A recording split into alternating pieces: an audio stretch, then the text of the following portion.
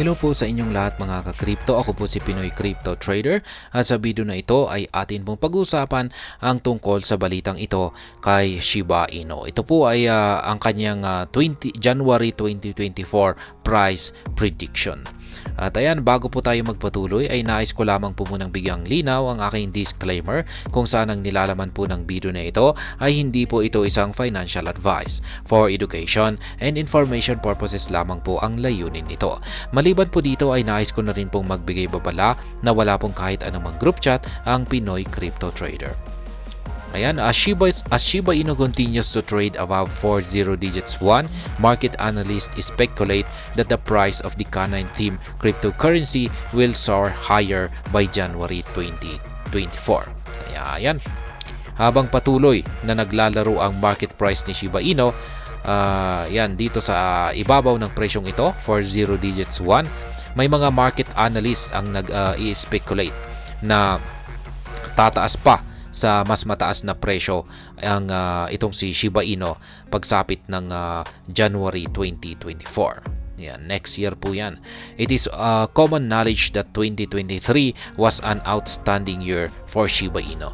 The crypto asset took a major leap towards shredding its meme coin title following the launch of its Layer 2 blockchain Shibarium. Ayan, parang natanggal na po yung meme coin na title ni Shiba Inu nung nailabas ang Shibarium. Ayan, Shiba Inu 2023 Outlook.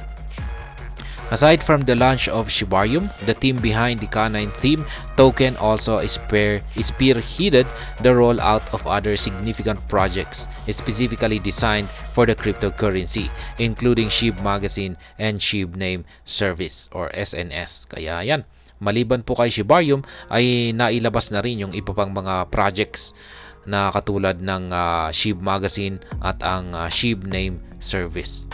Despite the rollout of these remarkable projects, Shiba Inu did not meet many investor expectations regarding its price in the early part of the year.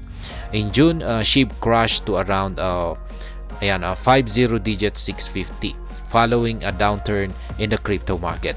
Interestingly, SHIB rallied to above 40 digits 1070 on August 17 as Shiba Inu enthusiasts anticipated the rollout of Shibarium.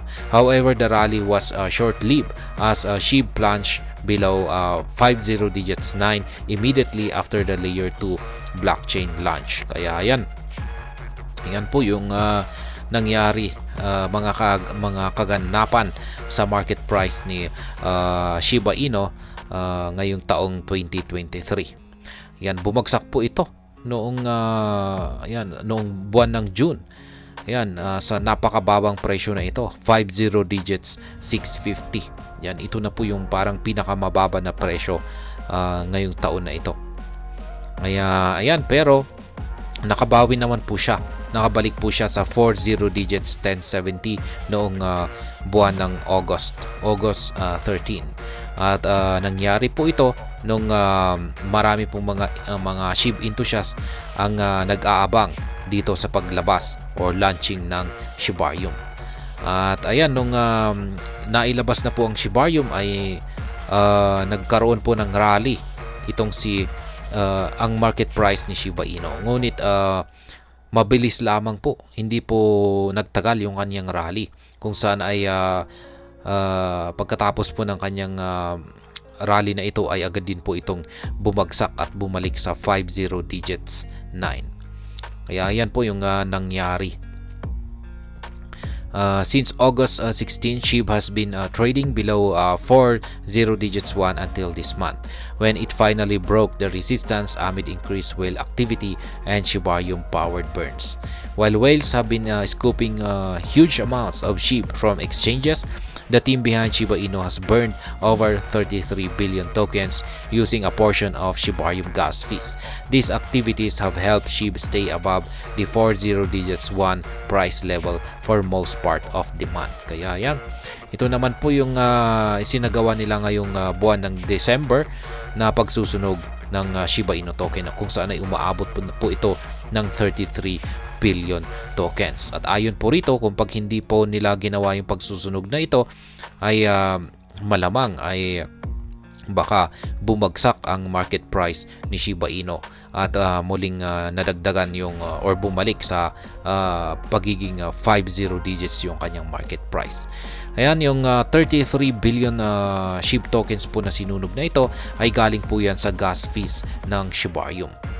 And at the time of writing, SHIB was changing hands at 40 digits 1086, up by 4% over the past 24 hours.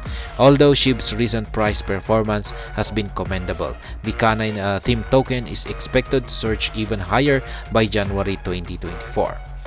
Ayan, Shiba Inu January 2024 prediction. Ayan, ito po yung gusto nating malaman. Yung kanyang yung kanyang presyo, market price na posibleng akyatin ni Shiba Inu pagsapit ng January 2024. Market analysts predict that the bare minimum price prediction for SHIB by January 2024 could be around, ayan,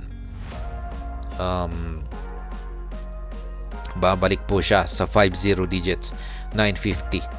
Yan, plunging 12.5% from its current price. Kaya yan, babagsak daw po siya.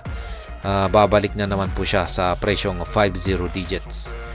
And conversely, the analysts also set Shiba Inu's maximum price target for next month to 40 digits 1170. Yan naman po yung maximum price. Yan, ito po ay yung minimum price po yan, yung pinakamababang presyo kung sakaling babagsak si Shiba Inu. Yan, yung pinakamataas naman na kanyang posibleng akyatin ay nasa 40 digits 1170. At ang average price kung saan po siya mas maglalaro or magtatagal ay dito sa 40 digits 1060. Yan, these predictions will not shock many given that the broader crypto sentiment for crypto next year has been bullish.